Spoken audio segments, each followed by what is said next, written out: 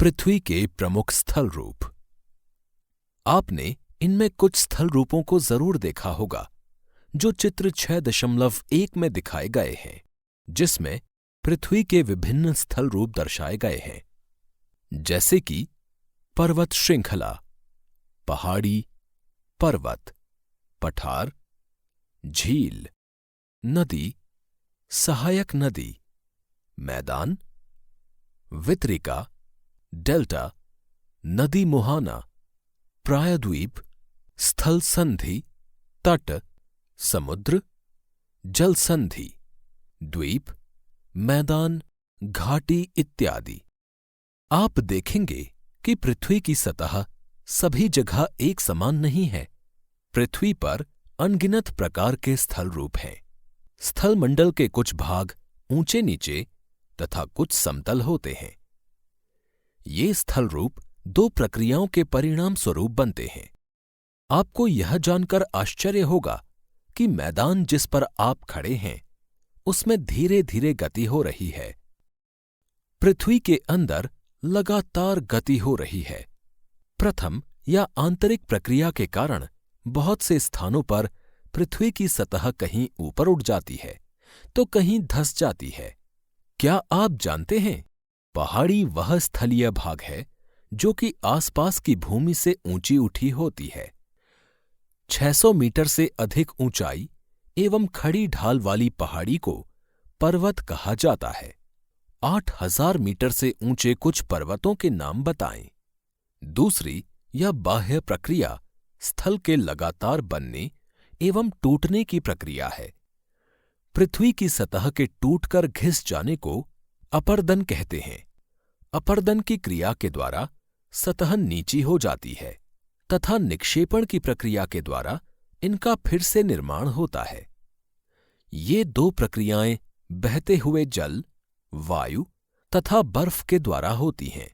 हम विभिन्न स्थल रूपों को उनकी ऊंचाई एवं ढाल के आधार पर पर्वतों, पठारों एवं मैदानों में वर्गीकृत कर सकते हैं। पर्वत। पर्वत पृथ्वी की सतह की प्राकृतिक ऊंचाई है। पर्वत का शिखर छोटा तथा आधार चौड़ा होता है। यह आसपास के क्षेत्र से बहुत ऊंचा होता है। कुछ पहाड़ बादलों से भी ऊंचे होते हैं। जैसे जैसे आप ऊंचाई पर जाएंगे, जलवायु ठंडी होती जाती है। कुछ पर्वतों पर हमेशा जमी रहने वाली बर्फ की नदियां होती हैं। उन्हें हिमानी कहा जाता है। यहां कुछ ऐसे भी पर्वत हैं जो समुद्र के भीतर हैं तथा जिन्हें आप नहीं देख सकते। कठोर जलवायु होने के कारण पर्वतीय क्षेत्रों में बहुत कम लोग निवास करते हैं। वहां का धरातल खड़ी ढाल वाला होता है तथा कृषि योग्य भूमि की कमी होती है। इस पृष्ठ पर चित्र 6.2 दिया गया है, जिसमें एक वलित पर्वत का रेखांकन किया गया है तथा इसी चित्र में दूसरी तरफ वलित पर्वत के उदाहरण के रूप में हिमालय का चित्र लगाया गया है। पर्वत एक रेखा के क्रम में भी व्यवस्थित हो सकते हैं, जिसे श्रृंखला कहा जाता है। बहुत से पर्वतीय तंत्र समानांतर श्रृंखलाओं के क्रम में होते हैं, जो सैकड़ों किलोमीटर में फैले होते हैं। हिमालय, एल्प्स तथा एंडीज क्रमशः एशिया, यूरोप तथा दक्षिण अमेरिका की पर्वत श्रृंखलाएं हैं। पर्वतों की ऊंचाई एवं आकार में भिन्नता होती है। पर्वत 3 प्रकार के होते हैं: वलित पर्वत, भ्रंशोत्थ पर्वत तथा ज्वालामुखी पर्वत। हिमालय तथा एल्प्स वलित पर्वत हैं, जिनकी सतह ऊबड़ खाबड़ तथा शिखर शंक्वाकार है। भारत की अरावली श्रृंखला विश्व की सबसे पुरानी वलित पर्वत श्रृंखला है। अपर्दन की प्रक्रिया के कारण यह श्रृंखला घिस गई है। उत्तरी अमेरिका के अल्सेशियन तथा रूस के यूराल पर्वत गोलाकार दिखाई देते हैं एवं इनकी ऊंचाई कम है। ये बहुत पुराने वलित पर्वत हैं। क्या आप जानते हैं, प्रशांत महासागर में स्थित मोनाकी पर्वत, जो कि एक हवाई द्वीप भी है, सागर की सतह के नीचे स्थित है। इसकी ऊंचाई 10,205 मीटर है और ये एवरेस्ट शिखर से भी अधिक है। जब बहुत बड़ा भाग टूट जाता है तथा ऊर्ध्वाधर रूप से विस्थापित हो जाता है, तब भ्रंशोत्थ पर्वतों का निर्माण होता है। ऊपर उठे हुए खंड को उत्खंड या हार्स्ट कहते हैं तथा नीचे धंसे हुए खंडों को द्रोणिका भ्रंश या ग्राबेन कहा जाता है। यूरोप की राइन घाटी तथा वासचेस पर्वत इस तरह के पर्वत तंत्र के उदाहरण हैं। इस पृष्ठ पर चित्र 6.3 दिया गया है, जिसमें एक भ्रंशोत्थ पर्वत को रेखा चित्र के माध्यम से दर्शाया गया है। इस चित्र में उत्खंड भ्रंश और द्रोणिका भ्रंश दोनों को दर्शाया गया है। एटलस में दिए गए विश्व मानचित्र से उनकी स्थिति को देखिए तथा इस प्रकार की भू आकृतियों के कुछ और उदाहरणों का पता लगाइए। ज्वालामुखी पर्वत ज्वालामुखी क्रियाओं के कारण बनते हैं। अफ्रीका का माउंट किलिमंजारो तथा जापान का फ्यूजियामा इस तरह के पर्वतों के उदाहरण हैं। पर्वत बहुत लाभदायक होते हैं। पर्वत जल के संग्रहागार होते हैं। बहुत सी नदियों का स्रोत पर्वतों में स्थित हिमानियों में होता है। जलाशयों के जल को लोगों तक पहुंचाया जाता है। पर्वतों के जल का उपयोग सिंचाई तथा पनबिजली के उत्पादन में भी किया जाता है। नदी घाटियां तथा वेदिकाएं कृषि के लिए उपयुक्त होती हैं। पर्वतों में अलग अलग प्रकार की वनस्पतियां तथा जीव जंतु पाए जाते हैं। वनों से हमें ईंधन, चारा, आश्रय तथा दूसरे उत्पाद जैसे गोंद, रेजिन इत्यादि प्राप्त होते हैं। सैलानियों के लिए पर्वतीय भाग उपयुक्त स्थान हैं। वे पर्वतों की यात्रा उनकी प्राकृतिक सुंदरता को देखने के लिए करते हैं। विभिन्न प्रकार के खेल जैसे paragliding, hang gliding, river rafting तथा स्कीइंग पर्वतों के प्रचलित खेल हैं। क्या आप हिमालय में स्थित कुछ ऐसे स्थानों के नाम बता सकते हैं जहां ये खेले जाते हैं? इस पृष्ठ पर ज्वालामुखी पर्वत का चित्र दिखाया गया है।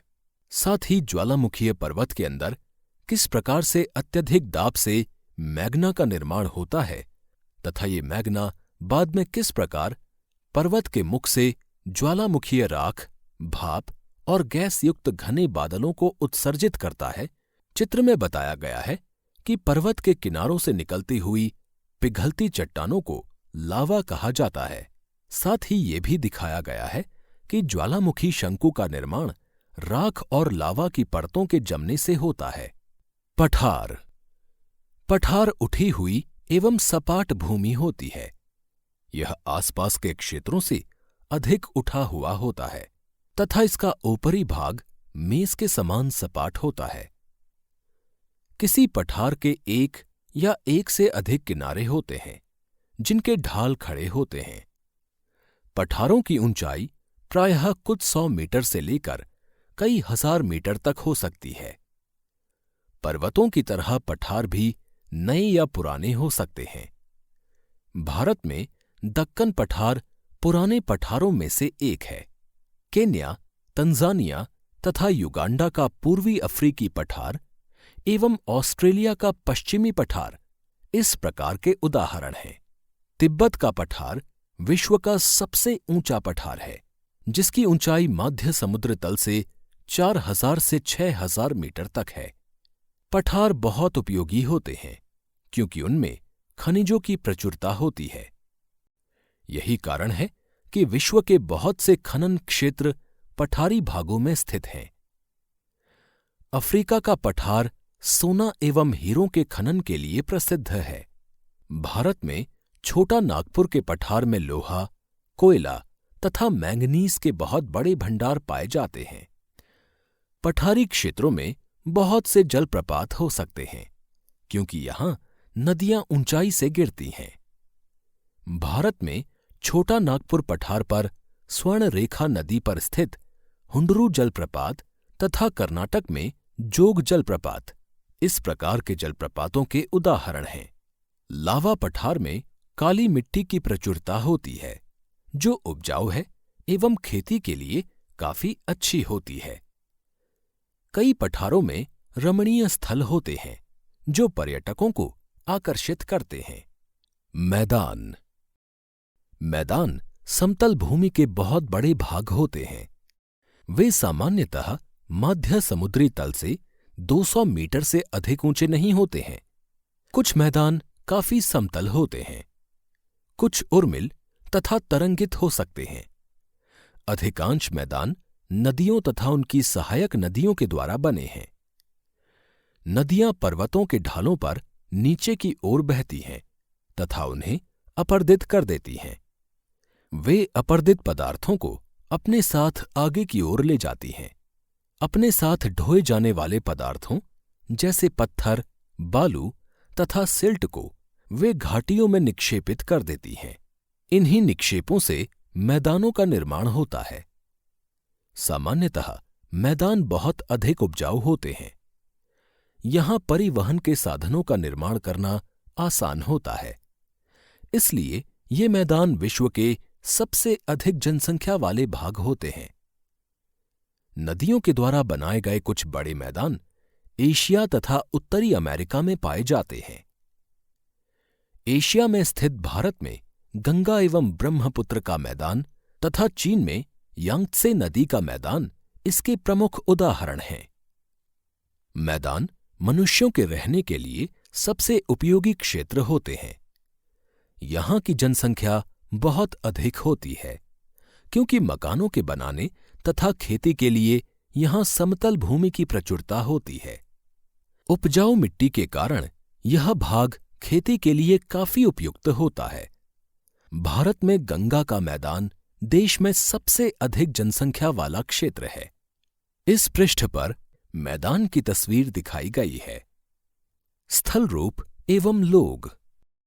स्थल रूपों की विभिन्नता के अनुरूप ही मानव विभिन्न प्रकार से जीवन यापन करते हैं। पर्वतीय क्षेत्रों का जीवन कठिन होता है। मैदानी क्षेत्रों का जीवन पर्वतीय क्षेत्रों की तुलना में सरल होता है। मैदानों में फसलें उगाना, घर बनाना या सड़कें बनाना पर्वतीय क्षेत्रों की तुलना में अधिक आसान होता है। विभिन्न प्रकार के स्थल रूपों पर रहने वाले लोगों के रहन सहन के तरीकों में कुछ अंतर होता है। क्या आप उनमें से कुछ अंतरों को बता सकते हैं?